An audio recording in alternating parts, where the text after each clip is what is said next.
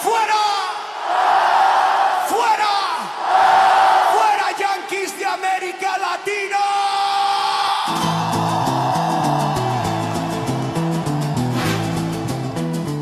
A participar hoy en esta concentración en contra del bloqueo de Cuba y en contra del imperialismo.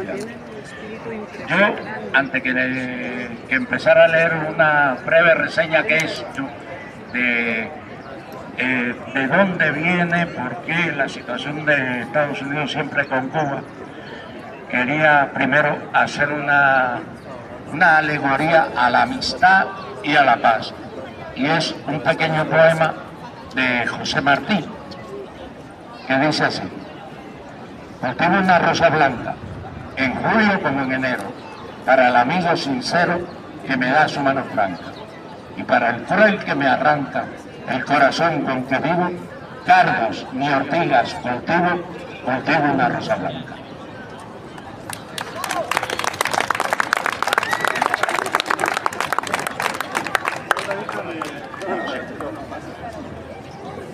Vale. Bueno, como ya hemos dicho y nos reunimos aquí para alzar la voz frente a la injusticia que se está prolongando durante más de 6 décadas. Cuba vive bajo asedio desde hace 65 años.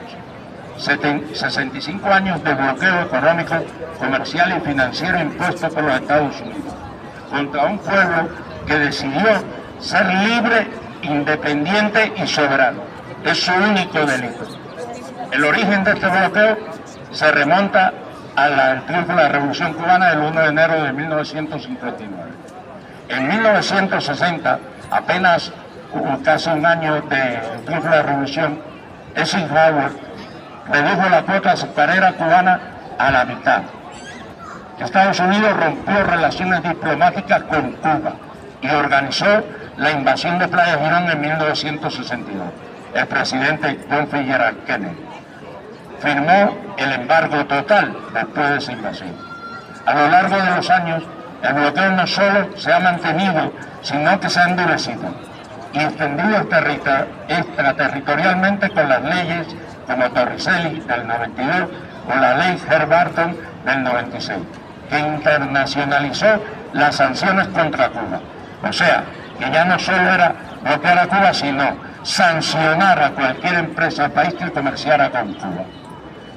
Hubo un momento de distensión durante el gobierno de Barack Obama. Todos lo conocimos. En el 2014 se restablecieron relaciones diplomáticas tanto en La Habana como en Washington, pero posteriormente, bajo la presidencia de Donald Trump, se impusieron en su primer mandato más de 240 medidas que endurecieron el cerco económico. Hoy denunciamos que esta política continúa y se profundiza.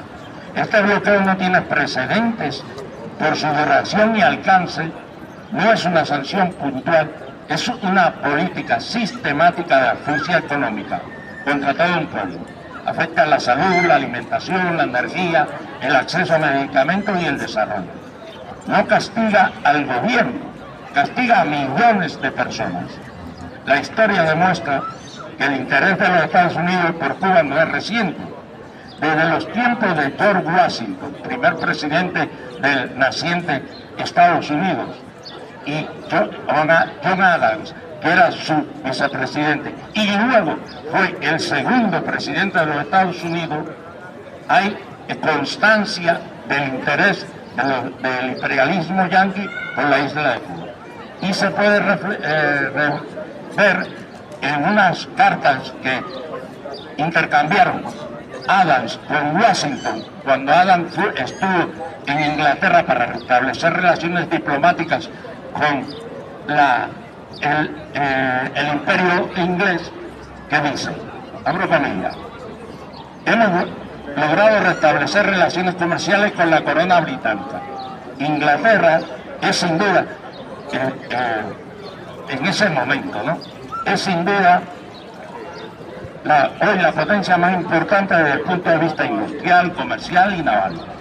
Pero nos debería preocupar mucho el hecho de que Gran Bretaña posee muchas colonias del Caribe, y algunas de ellas muy importantes, Por lo tanto, se torna indispensable incorporar cuanto antes a la isla de Cuba a la jurisdicción de los Estados Unidos, como una manera de proteger el futuro de la incipiente República de los Estados Unidos.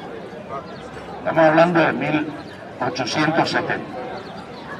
Finales del siglo XIX, en plena última lucha de independencia de Cuba, la guerra del 95, José Martí advirtió del peligro de que Cuba cayera bajo el dominio de Estados Unidos en una carta a Manuel Mercado, un amigo suyo mexicano que había conocido en el exilio mientras estuvo en México, en la que le dice a este: señor Manuel Mercado, mi hermano queridísimo, ya puedo escribir, ya puedo decirle con qué ternura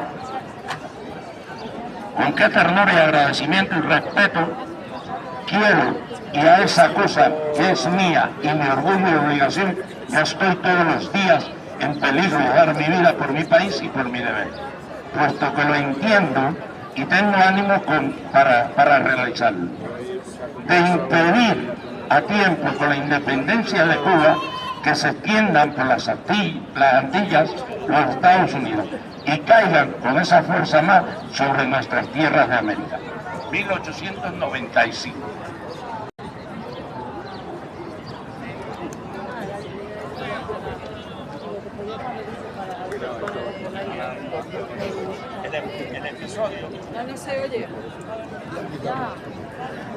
El episodio que reafirma lo que antes hablaba de Adams y Washington fue el hundimiento del Maine en la bahía de La Habana, que hundieron un buque norteamericano, los mismos norteamericanos, para tomarlo como pretexto para intervenir en la guerra del 95 y adjudicarse ya la isla de Cuba, Puerto Rico y Filipinas.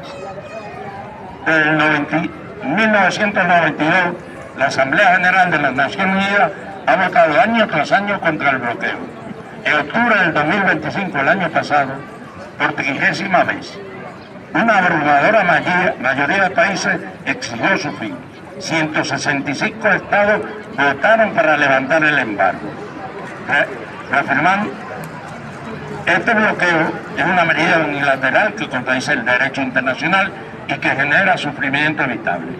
La comunidad internacional tiene la responsabilidad moral y jurídica de actuar frente a políticas que afectan directamente los derechos de los pueblos. No vale para nada que ellos voten en las Naciones Unidas en contra del bloqueo y luego, como Estado, no implemente medidas para solucionar el bloqueo, para desarmarlo. Eso es lo mismo que pasa con Palestina, que reconocen el Estado palestino, pero ¿de qué nos vale que reconozcan el Estado palestino si dejamos que maten a todos los palestinos los asesinos? O sea, es mucha caricatura, pero hechos reales ninguno. Y tener claro una cosa, se habla mucho, se tergiversa mucho las noticias. El 90% del pueblo cubano está con la revolución cubana, que son los cubanos que viven en Cuba. Y ellos lo tienen bien claro. Hasta la victoria siempre, patria o muerte.